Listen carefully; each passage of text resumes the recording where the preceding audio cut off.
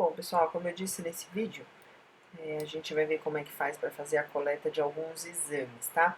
Eu vou começar pelo de urina, porque daí a gente já não perde o gancho do último vídeo que vocês viram, que se falava, né, da cistostomia do sistema fechado. Toda vez que eu falei para vocês, vocês viram que eu frisei bastante a questão do sistema fechado. Isso porque a gente tem que lembrar que essa conexão que vocês estão vendo aqui na foto, que vocês já conhecem muito bem, que é da bolsa coletora e da sonda, não pode ser separada, por isso que se chama sistema fechado, tá? Isso evita que haja qualquer tipo de contaminação lá na região, por isso que não pode ser desconectado. Eu coloquei aqui um passo a passo. Certamente vocês tiveram isso em exames, mas eu preciso reforçar porque é uma atividade bastante comum na UTI, em que o técnico de enfermagem tem papel assim principal lá, tá? Então a primeira coisa, a gente vai reunir os materiais. Vejam, cada instituição vai ter um material de uso comum. Aqui reparem que tem o PVPI que eles usam como antisséptico. Em alguns locais já está em desuso, né? Alguns locais já utilizam ou clorexidina, ou faz higienização com água e sabão, ou faz com álcool a 70%, tá? Então a PVPI ela é algo bastante específico deste protocolo que eu peguei, mas pode existir instituições que não utilizem mais, tá? Normalmente é utilizada a clorexidina. Então tem um antisséptico, tem o frasco estéreo para coleta do exame, tem a gaze, tem um par de luvas, tem uma seringa e uma agulha e principalmente o pedido do exame feito pelo médico, tá? Então a gente só pode realizar a coleta feita pelo médico. E aqui, bem pequenininho, existem os tipos de exames que a gente mais vai coletar. Normalmente, a gente coleta na UTI a cultura de urina, que é a urocultura, ou este daqui, ó, que é a urina de 24 horas, ou clearance de creatinina. Normalmente, esses dois exames são os mais coletados em UTI, tá? Por isso que eu vou passar para vocês eles dois. Quando a gente fala de urocultura, toda vez que vocês virem o sufixo da palavra cultura, significa que há ali a intenção de fazer uma pesquisa de micro-organismos. Então, a gente quer saber se naquela urina, por exemplo, porque é uro, então prefixo uro-urina, cultura, micro-organismos, né? A gente quer saber se naquela urina vai crescer algum tipo de micro-organismo, bactéria, fungo, vírus, qualquer coisa que possa crescer em um ambiente propício. Então, toda vez que é urocultura, significa que a gente está fazendo a pesquisa de algum micro-organismo. Então, mais um motivo para este exame ser coletado em sistema fechado e a técnica ser completamente asséptica, porque se eu contaminar a técnica, eu posso descobrir um micro-organismo que não faz parte da urina do paciente, sim da técnica inadequada que eu realizei, tá? Então a primeira coisa é higiene das mãos sempre, mesmo com o uso da luva. Depois eu vou identificar o frasco, e esse frasco que vocês estão vendo é um frasco estéreo.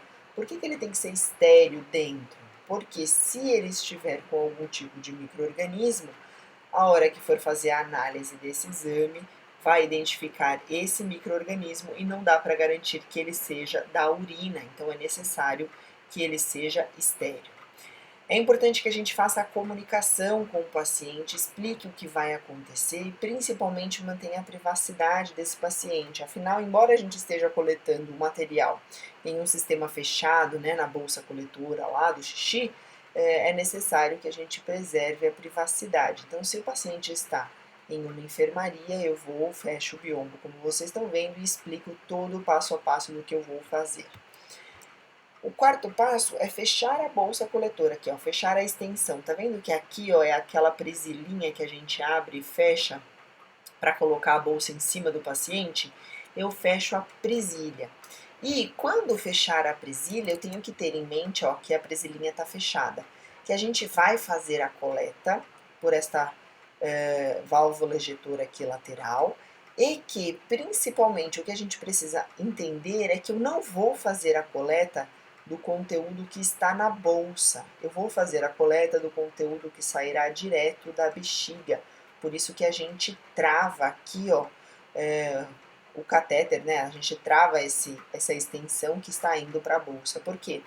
O material que está lá na bolsa, ele já pode estar contaminado de alguma forma, porque a bolsa, quando a gente vai desprezar, olha aqui, ó, quando a gente abre aqui o final para fazer a drenagem desse conteúdo que está dentro dela, de alguma forma a gente pode contaminar este conteúdo aqui. Então, esse conteúdo não serve para fazer urocultura. Isso é que é extremamente importante que vocês saibam. Este conteúdo ele é inadequado para urocultura, tá?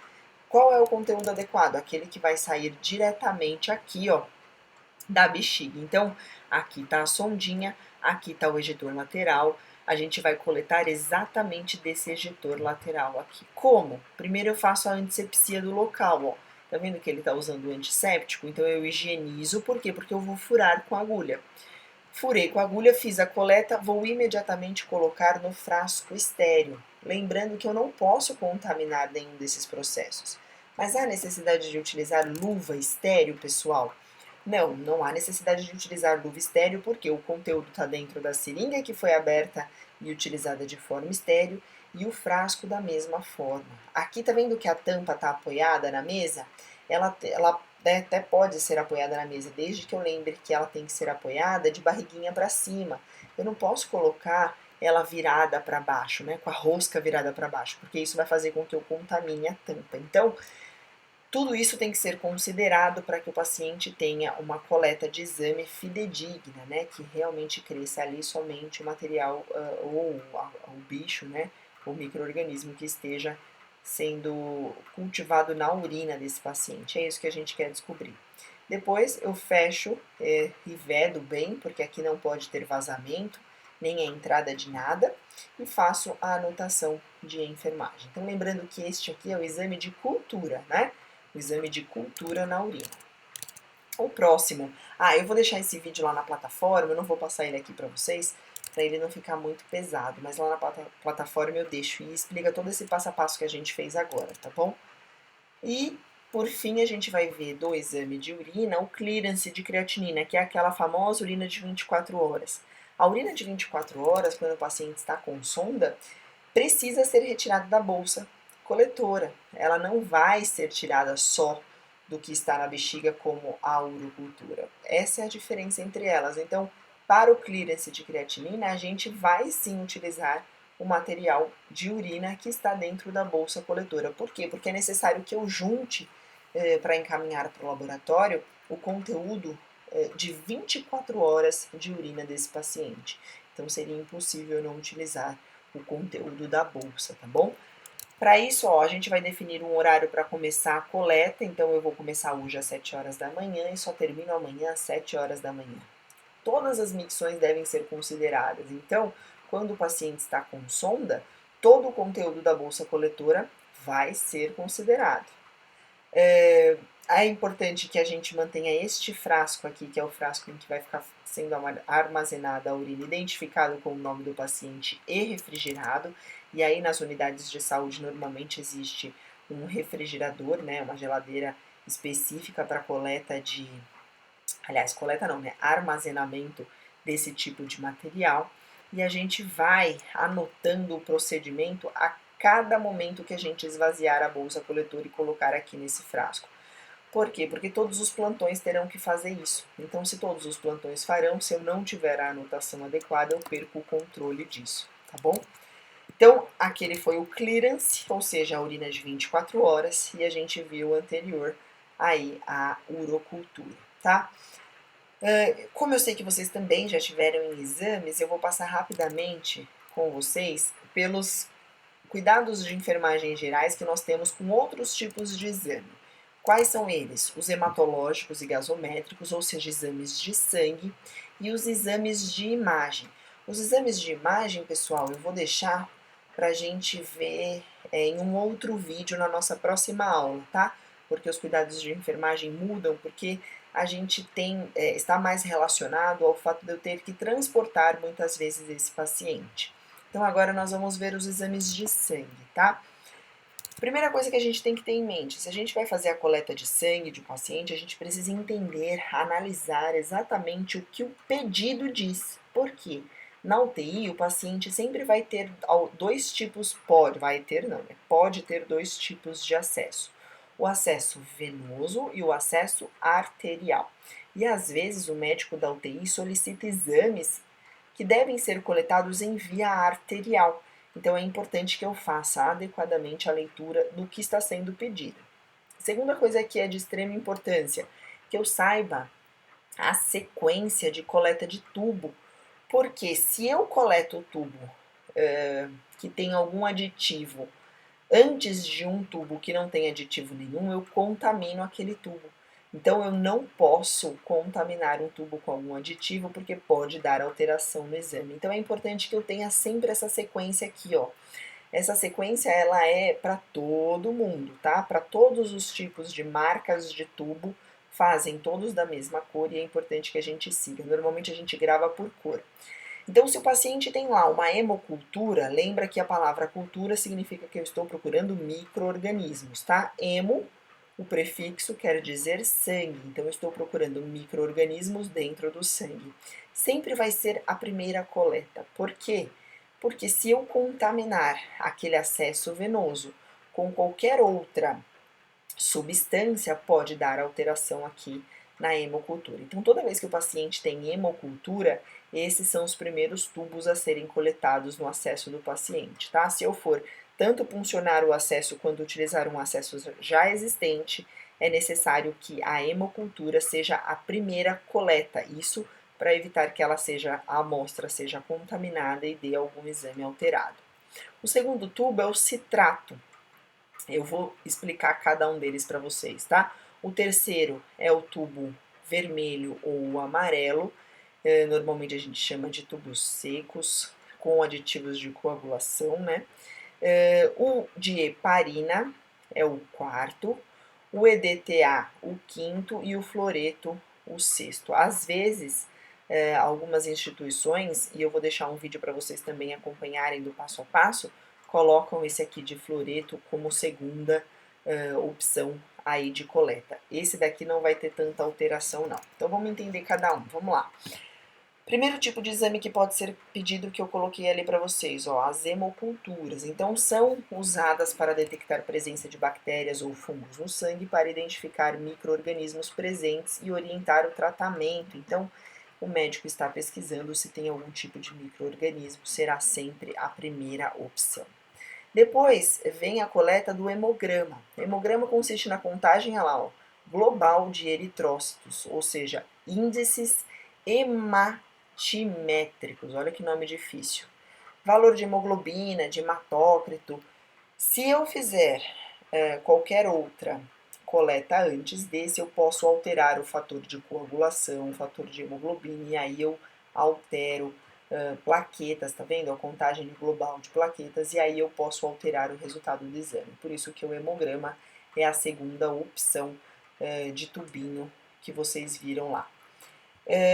Vem também coagulograma. O coagulograma, eu coloquei aqui depois da gasometria arterial e venosa, mas na verdade ele pode ser também e deve ser coletado antes aqui, porque como ele também vê fator de coagulação, coagulograma, ele verifica justamente isso, a análise do tempo de sangramento e contagem de plaquetas, é necessário que eu também não contamine a minha amostra. Então vamos lá, primeira coisa que eu coleto, hemocultura. Se o paciente tiver hemograma e coagulograma, eu priorizo o coagulograma como segunda coleta, hemograma como terceira coleta, tá bom? Lembrando, gente, que eu tô colocando essa sequência para vocês, mas vai depender do que o médico pediu para esse paciente. Não é que todos os pacientes coletam todos estes exames, mas caso ele tenham estes exames para coletar, a sequência deve sempre ser preservada, tá bom? Ele vai coletar gasometria arterial e venosa, e aí por isso que eu falei para vocês que é importante que vocês façam a leitura do pedido, porque se for arterial, ela vai ser coletada na artéria, precisa de sangue arterial. Se for venoso, na veia, sangue venoso. Atente-se a ética da enfermagem, tá? Por quê? Porque o Corém, ele já diz para nós que coleta de sangue arterial só pode ser realizada por enfermeiro. Então é uma atividade privativa e exclusiva? Não, privativa do enfermeiro. Então, o técnico de enfermagem, ele não pode, de acordo com o Corém, fazer a coleta de sangue arterial. Eu estou falando isso porque eu tenho certeza que vocês vão se deparar lá na realidade com técnicos de enfermagem, às vezes até auxiliares de enfermagem, e eu arrisco aqui a dizer que até estagiários fazendo coleta de sangue arterial. Isso é um problema. Por que é um problema? A gente não entende a gravidade da técnica, né? A gravidade do problema que pode acontecer se a técnica não for devidamente aplicada. Então, o paciente pode, por exemplo, numa coleta inadequada, numa punção inadequada de artéria radial, por exemplo, ele pode perder a vascularização da mão. E aí, se de repente essa complicação acontece e for visto que o procedimento foi realizado por uma pessoa ou por um profissional que não tinha competência para isso, que era inclusive proibido de fazê-lo, isso dá complicações muito sérias para esse profissional perante o conselho de classe. Então é importante que vocês entendam que não é por bobagem, é importante que a gente respeite o que está sendo dizendo lá, o que está sendo dito lá. Então, se o médico solicitou uma gasometria arterial e o enfermeiro não pode ou não tem enfermeiro para coletar, o próprio médico pode realizar a coleta do exame. Isso não impede, gente, que o técnico de enfermagem auxilie no procedimento. Falo isso mais uma vez para que haja um alerta aí para vocês, porque às vezes o técnico fala assim: ah, então não é para eu coletar, eu também não vou ajudar. Isso é uma ignorância muito grande, porque tem que se entender que a nossa ideia, né, a nossa intenção é de preservar o paciente. Então, se é para o melhor do paciente, eu não posso deixar de fazer por birra, tá? Eu tenho que estar ali fazendo tudo de melhor para o tratamento do paciente. Então, se não tem enfermeiro para fazer a coleta da gasometria, ou seja, da amostra de sangue arterial, o médico pode fazer esse papel aí e cabe ao técnico de enfermagem auxiliá-lo durante todo o procedimento, tá bom? Então, o que é a gasometria arterial? Olha lá, ó. Constitui a análise de gases sanguíneos como o O2 e o CO2, que equilibre o ácido básico e também a contagem de bicarbonato e o pH sanguíneo. Então, gasometria arterial e gasometria venosa analisa tudo isso daí. Bom, dá também para o médico solicitar glicemia, tipagem sanguínea, sorologia e bioquímica. Todos esses exames podem ser coletados na UTI e são bastante comuns na nossa realidade, tá bom? Deixei para vocês aí a definição de cada um deles. Então, glicemia vai ver a quantidade de glicose presente lá no sangue, tipagem sanguínea é o tipo de sangue, né? Isso aí muitas vezes é utilizado quando o paciente necessita do recebimento de algum tipo de bolsa de sangue, né? Algum tipo de transfusão sanguínea. A sorologia ela vai pesquisar anticorpos e a bioquímica vai analisar o plasma, né? Ou seja, todos os eletrólitos do sangue do paciente. Então eu vou voltar aqui para a gente gravar e frisar novamente a sequência dos tubos. Então, primeiro hemocultura, depois o citrato, que tem a ver com o coagulograma, depois aqui os aditivos de coagulação, que é o tubo vermelho ou o tubo amarelo, e aí a gente vai coletar aqui certamente o hemograma do paciente. O quarto, que tem um aditivo de heparina, então aqui a gente vai ver provavelmente também fatores de coagulação do paciente. O final aqui, que é o EDTA e o fluoreto, são esses dois últimos exames aqui de sorologia e de bioquímica do paciente, tá bom? Bom, cuidados de enfermagem de uma maneira geral, né, no procedimento. Lavar as mãos, preparar a bandeja. É importante que não falte nada na bandeja, isso para que eu não fique indo e vindo no procedimento, né? Eu realizo a identificação do cliente, conferindo a pulseira dele, fazendo a identificação de todos os tubos. É sempre importante, pessoal, uma bandeja para cada paciente. Isso para que eu evite que eu coloque vários tubos de vários pacientes na mesma bandeja e faça confusão dos exames, tá bom? O paciente precisa saber e precisa consentir aquela coleta, salvo as exceções de pacientes em condições graves e inconscientes, que aí a gente vai fazer a coleta mesmo sem a consciência dele, mas é importante mesmo assim que ele esteja inconsciente, que eu explique o que está sendo feito com ele. Acomodo confortavelmente o paciente, posiciono a bandeja.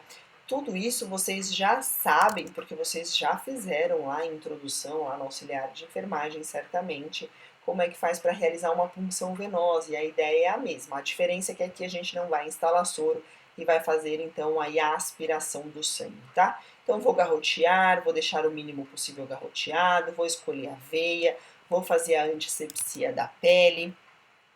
Vou pegar o dispositivo que eu vou utilizar para fazer a coleta, vou fixar a veia, puncioná-la, fixar o dispositivo, aspirar o sangue. Se forem dispositivo de seringa e agulha, é necessário que eu fique retirando a seringa para encher o tubinho. Se for o vácuo, do jeito que está escrito aqui, ó, é só eu ir conectando os tubinhos no vácuo que ele puxa de uma vez, tá bom? Sempre, sempre eu tenho que observar o paciente durante a punção, porque tem gente que passa mal e aí é necessário que eu interrompa o procedimento, tá bom? Se for tudo bem, no final a gente retira o procedimento, a gente faz ali a compressão do local para evitar o sangramento, orienta muitas vezes o paciente a não dobrar o braço ou carregar peso naquela mão.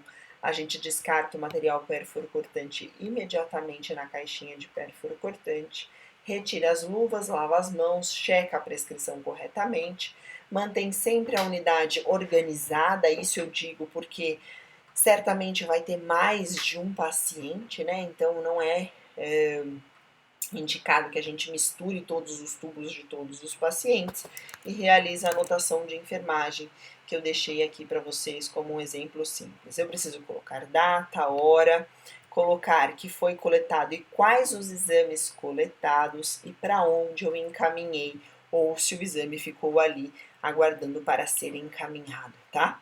Não é simplesmente para a gente colocar na anotação realizado coleta de exames. A gente precisa coletar ou avisar quais que a gente conseguiu coletar, porque muitas vezes dá qualquer problema.